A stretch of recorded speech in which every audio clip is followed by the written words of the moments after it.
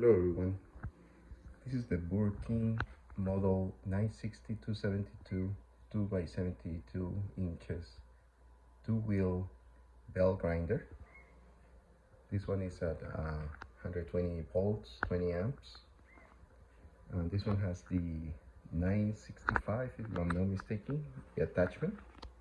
Let me double check that. Yeah, it's the 965, a small wheel attachment. And this is how you set it up.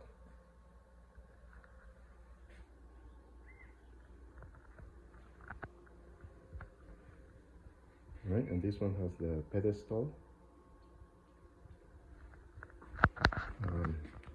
Let's turn it around so you see how it works.